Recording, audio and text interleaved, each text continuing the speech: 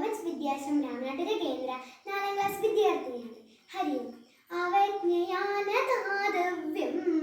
കസ്യചിപ്പിയലാപി വാ അവജ്ഞയാ കൃതം ഹന്യാത് ദാതാരം നാത്ര സംശയഃ. ദാനം മഹത്തരമാണ്.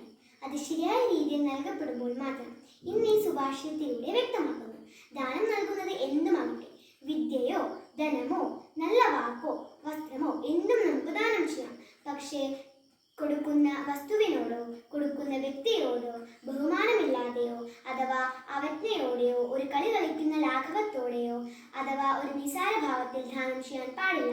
അവജ്ഞയോടെ നൽകുന്ന ദാനം നമ്മെ നശിപ്പിക്കുന്നു അഥവാ ഇല്ലാതെയാക്കുന്നു. ആ ദാനത്തിന് പ്രതിഫലമായി ലഭിക്കുന്നത് നിശ്ചയമായും നാശമാണ്. അവജ്ഞയായ ദാതവ്യം